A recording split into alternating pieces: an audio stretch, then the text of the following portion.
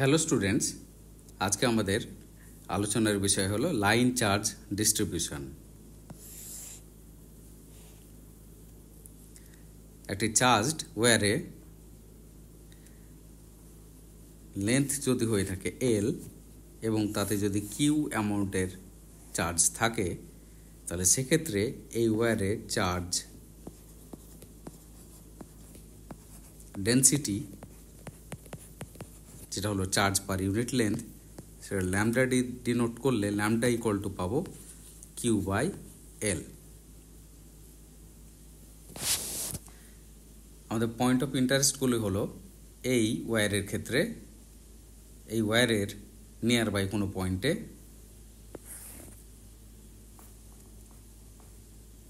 Electric field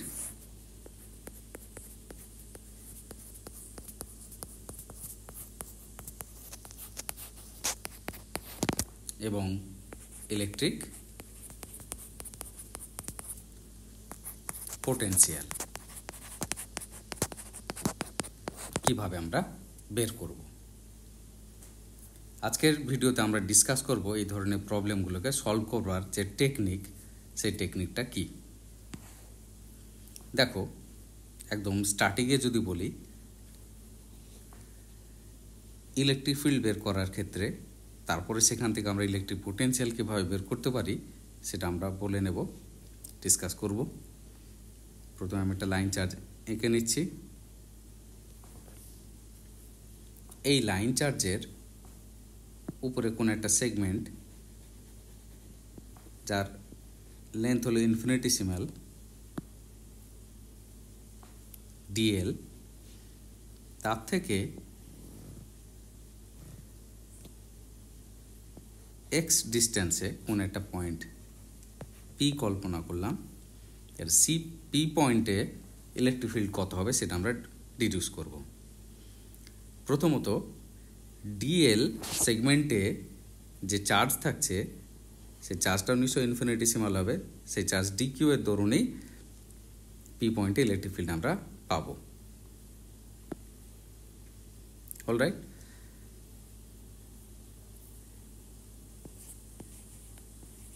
এখন charge in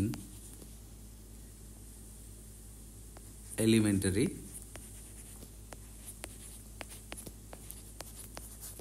length dl কত, that is dq should be equal to lambda into dl। কেন বলো তো? কারণ পার ইউনিট লেন্থ চার্জ হচ্ছে ল্যামডা, তাহলে dl লেন্থের চার্জ হলো lambda dl, that is dq। আমি ডিনোট করে নিয়েছি আগে, ঠিক আছে। এখন এই dq চার্জের জন্য পি পয়েন্টে ইলেকট্রিক ফিল্ডের ভ্যালুটাও কত হবে?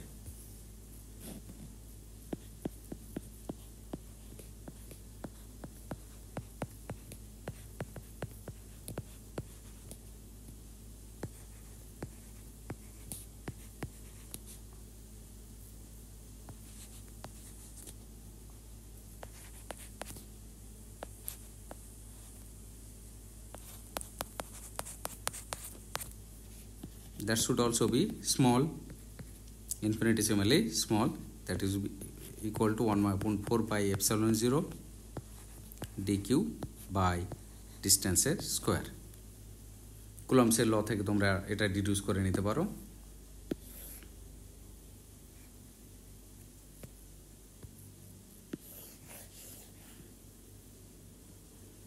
ঠিক আছে,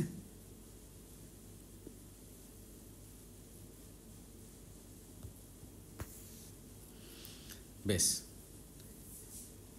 এবার এইরকম সমস্ত ছোট ছোট সেগমেন্ট ডিএল এর জন্য যে ইলেকট্রিক ফিল্ড কন্ট্রিবিউট করবে তার যে টোটাল সাম, টোটাল যে ইন্টিগ্রাল, সেটা কিন্তু ওই পি পয়েন্টে net electric field due to wire আমরা কিন্তু বের করে নিতে পারবো।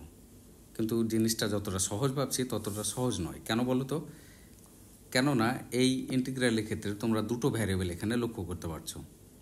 একটা হচ্ছে ডিকিউ, যেটা এলিমেন্টারি লেন্থ ডিএল এর উপরে ডিপেন্ডেন্ট, আর একটা এক্স, কারণ বিভিন্ন সেগমেন্টের জন্য এক্স এর ভ্যালুটাও ডিফারেন্ট হবে। থার্ড আর একটা পয়েন্ট এখানে যেটা অমিট হয়ে রয়েছে সেটা হলো ইলেকট্রিক ফিল্ড কিন্তু হলো ভেক্টর কোয়ান্টিটি। ডিফারেন্ট সেগমেন্টের জন্য ইলেকট্রিক ফিল্ডের ডাইরেকশনও কিন্তু ডিফারেন্ট হবে। তাহলে তিনটি বিষয়কে আমরা কীভাবে হ্যান্ডেল করব তার উপরে ডিপেন্ড করছে সলিউশনটা আসবে কিভাবে। একে একে আমরা সেগুলো একটু ডিসকাস করে নিই। আমি আবার ওই ওই লাইন চার্জ নিয়ে এঁকে ফেলছি। তাহলে লাইন চার্জ থেকে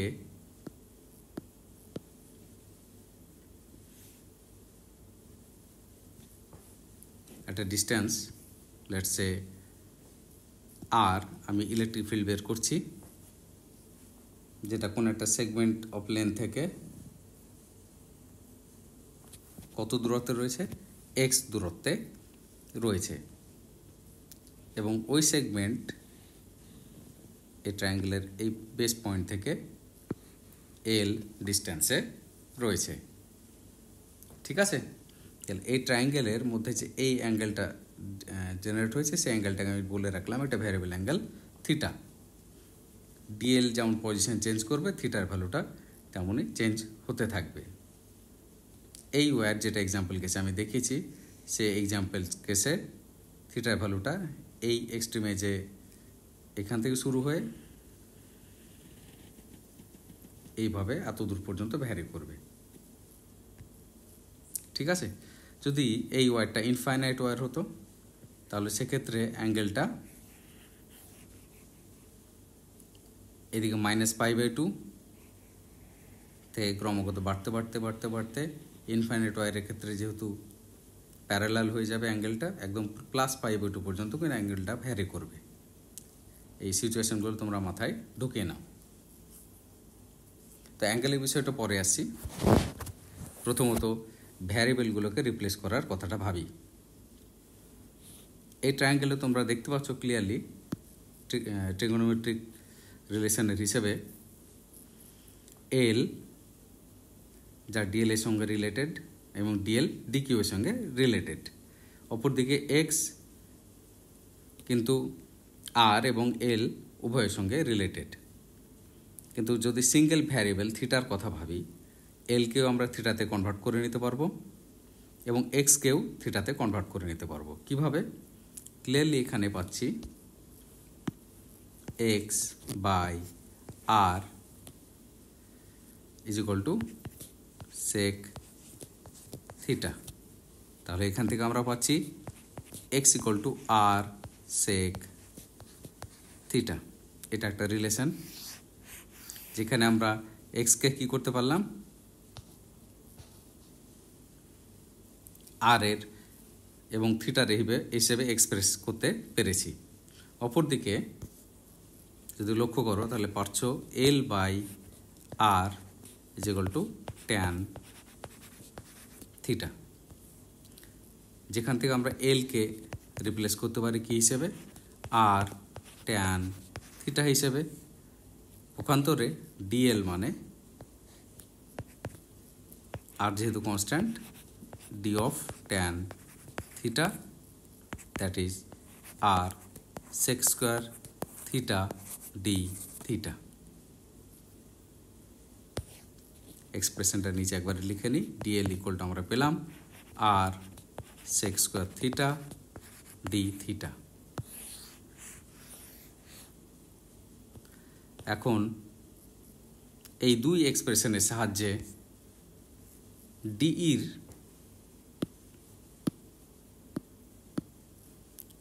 এই এক্সপ্রেশনটাকে আমরা কিন্তু সলভ করে নিতে পারবো।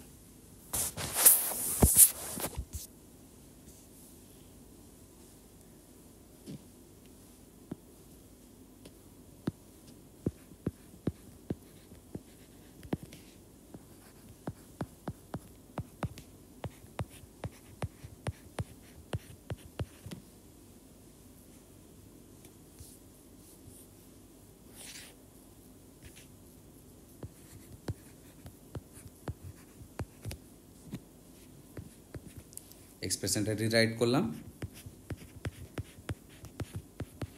ডিকিউ মানে আমরা পেয়েছি lambda dl by x square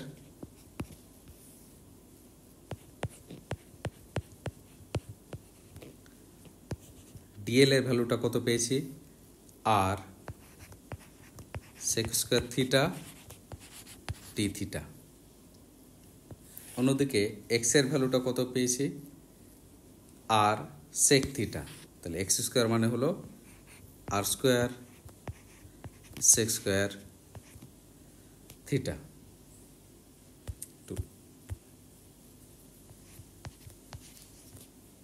alright, একটা আর কেটে আর হলো সেক স্কোয়ার থিটা কেটে যাচ্ছে। আলটিমেট যে রেজাল্টটা আসছে সে রেজাল্টটা হলো DE is equal to 1/4 pi epsilon 0 lambda by R D theta. এটাই কি ফাইনাল এক্সপ্রেশন, যেখান থেকে আমরা সিম্পলি ইন্টিগ্রেট করে কে বের করে নিতে পারি? না, এখনও কিন্তু আমরা ফাইনাল সেই এক্সপ্রেশনে আসতে পারিনি। একটু আগে বললাম ডিফারেন্ট সেগমেন্টের জন্য ইলেকট্রিক ফিল্ডের ডাইরেকশন ডিফারেন্ট হবে, কারণ ইলেকট্রিক ফিল্ডটা কি ভেক্টর কোয়ান্টিটি। চার্জ ওয়ারটাকে আমি আবার রিরাইট করে নিচ্ছি আমাদের সুবিধার জন্য।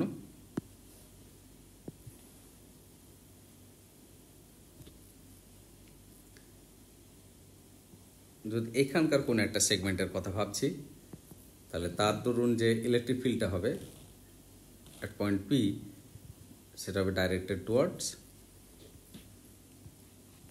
দিস ডাইরেকশন, যেখানে এই অ্যাঙ্গেলটাকে আমরা ধরে নিয়েছি থিটা। এই ডিই কে আমরা দুটো কম্পোনেন্টে ভাগ করতে পারি, একটা এই দিক বরাবর, ক্লিয়ারলি এই অ্যাঙ্গেলটাও থিটা হবে, তাহলে এই অ্যাঙ্গেলটা হবে ডিই কস থিটা কম্পোনেন্ট, এবং এই দিকে যে কম্পোনেন্টটা থাকবে সেটা হবে ডিই সাইন থিটা কম্পোনেন্ট, যেখানে ওভারঅল আমরা বলতে পারি DE as a vector equal to I cap. What is I cap? এই ডাইরেকশনটাকে আমরা ধরেছি আই ক্যাপ, এবং এই ডাইরেকশনটাকে ধরেছি লেটস সে জে ক্যাপ। তাহলে DE equal to I cap into DE cos theta plus, sorry যেহেতু নেগেটিভ সাইডে আছে তাই হবে এটা minus J cap into DE sine theta. বোঝা গেল? তাহলে এখান থেকে আমরা ই ইকুয়াল টু বের করব কিভাবে? ই ইকুয়াল টু হবে ইন্টিগ্রেশন অফ ডি। অ্যাঙ্গেলটা কোথা থেকে? অ্যাঙ্গেল ফ্রম দিস এজ, কালারটা অন্য নিয়ে নিই, এই অ্যাঙ্গেলটাকে যদি বলে থাকি, এক্ষেত্রে এটা নেগেটিভ সাইড আছে তার জন্য নেগেটিভ অ্যাঙ্গেল হবে। বিভিন্ন সিচুয়েশানে বিভিন্ন অ্যাঙ্গেল হতে পারে। আমি অ্যালজেব্রিক ফর্মে এই অ্যাঙ্গেলটাকে বললাম θ1, এবং সেখান থেকে এই অ্যাঙ্গেলটা হতে পারে θ2। ঠিক আছে? তাহলে θ1 থেকে θ2-র জন্য এক্ষেত্রে θ1-এর ভ্যালু কিন্তু নেগেটিভ হবে। আমি ইন জেনারেল কেস বলে θ1 থেকে θ2 নিয়ে নিলাম। ডিই ভেক্টর হবে that is equal to I cap integration dE cos theta from θ1 থেকে θ2 মাইনাস জে ক্যাপ θ1 থেকে θ2 ডিই সাইন থিটা। এই দুই এক্সপ্রেশন থেকে আমরা ই এর যে অ্যাবসলিউট ভ্যালু বের করে নিতে পারবো কি হিসেবে? আগে ইর ভ্যালুটাকে যদি ভেক্টরাইজ লিখি তাহলে এটাকে নিশ্চয়ই আমরা এইভাবে রিরাইট করতে পারি, E x into i cap plus E y into j cap. Total যে রেজাল্টটা আসবে সেই রেজাল্টকে সেখান থেকে সেই এক্সপ্রেশনকে সলভ করে আমরা ই ভেক্টরের যে অ্যাবসলিউট ভ্যালু সেটাকে আমরা লিখতে পারি E is equal to root over of E x square plus E y square. এই মেথডের সাহায্যে আমরা কিন্তু ইলেকট্রিক ফিল্ড ভেক্টরটাকে সলভ করে নিতে পারব। আচ্ছা, একটু আগে আমরা ডিসকাস করছিলাম যে থিটা অনের ভ্যালু নেগেটিভ, থিটার ভ্যালু পজিটিভ, কখন কোন জিনিসটা হয় সেটা একটু তোমাদের সামনে ক্লিয়ার করে নিই। এই একটা বক্স আমি আঁকছি, এই বক্সের মধ্যে বিষয়টাকে আমি নোট করছি। দেখো, যদি এটা ওয়্যার হয় আর আমি ইলেকট্রিক ফিল্ডটা যদি মাপতে চাই এখানটায়, let's say at this point, যেটা ধরে নাও ইলেকট্রিক ফিল্ডটা আমি মাপছি এখানটায়, তাহলে যে পয়েন্টটা ওয়্যার থেকে কত দূরত্বে রয়েছে, আর দূরত্বে রয়েছে, এবং এক্ষেত্রে ওয়্যারের লোয়ার এজটা অ্যাঙ্গেল করছে কি থিটা 1, এখানে থিটা 1ও পজিটিভ, এবং ওয়্যারের যে টপ এজ সেটা যে অ্যাঙ্গেল করছে সেটা হলো কি থিটা 2। এই ক্ষেত্রে থিটা 1 এবং থিটা 2 দুটোই পজিটিভ। এই জেনারেল কেস এইটা ধরে আমি সলিউশনটা করলাম, কিন্তু এই ধরনের সিচুয়েশন আসতে পারে যে ক্ষেত্রে এটা যদি ওয়্যার হয়,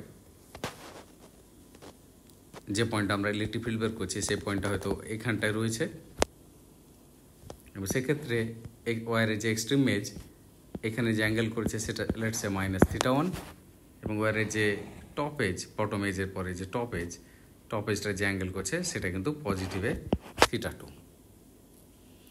আর যদি ওয়্যারে পারপেন্ডিকুলার বাইসেক্ট হয় তাহলে সেক্ষেত্রে কিন্তু থিটা 1 এবং থিটা 2-র ভ্যালুটা সেম হবে। ঠিক আছে, এবার এই ক্যালকুলেশনে যে পেয়েছি আমরা, বা ইলেকট্রিক ফিল্ডের যে অ্যাবসলিউট ভ্যালু পেয়েছি, সেখান থেকে আমরা ইলেকট্রিক পোটেনশিয়াল কীভাবে বের করব। তোমরা অলরেডি জানো যে ইলেকট্রিক ফিল্ড এবং ইলেকট্রিক পোটেনশিয়াল কীভাবে related, equal to minus dv dr. It follows dV equal to minus E dr point charges ক্ষেত্রে। পয়েন্ট চার্জ, এখানে পয়েন্ট চার্জের অ্যাপ্রক্সিমেশনটা এখনও ধরা যাবে, কারণ ডিএল সেগমেন্টের যে লেন্থ সেটা পয়েন্ট হিসেবে ধরে নেওয়া যেতে পারে, এবং সেখান থেকে ভি বের করে নিতে পারো কোত্থেকে, infinity two point of discussion. তাহলে সিম্পলি এই থিওরিগুলোকে ইউজ করে আমরা লাইন চার্জের ক্ষেত্রে ইলেকট্রিক ফিল্ড এবং ইলেকট্রিক পোটেনশিয়াল কিন্তু বের করে নিতে পারবো। তোমাদের জন্য প্র্যাকটিসের জন্য একটা সিচুয়েশান দিয়ে ফেলি। আজকে যেহেতু আমরা ফাইনাইট লেন্থের চার্জের কথাই, মেনলি লাইন চার্জের কথা ডিসকাস করলাম, এই ক্যালকুলেশন ইউজ করে তোমরা একটা কাজ করো তো। একটা লাইন চার্জ যার লেন্থ হলো লেটস সে 10 মিটার, যার পারপেন্ডিকুলার বাইসেক্টে, না পারপেন্ডিকুলার বাইসেক্ট দেব না, যার থেকে একটা পয়েন্ট পি, যার ডিস্টেন্স হলো ওয়্যার থেকে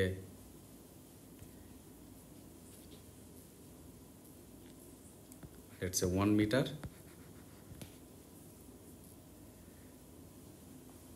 লাইন চার্জের লেন্থটা দিলাম না, লাইন চার্জের লেন্থ না দিয়ে অ্যাঙ্গেল দিয়ে অঙ্কটা দিয়ে দিই, এবং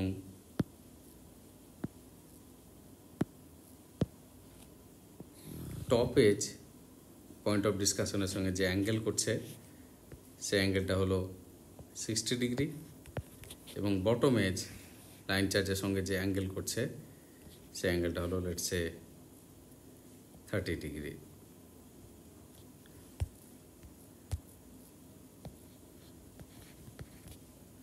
এই ক্ষেত্রে at this point P electric field সমান কত হবে এবং ইলেকট্রিক পোটেনশিয়াল সমান কত হবে,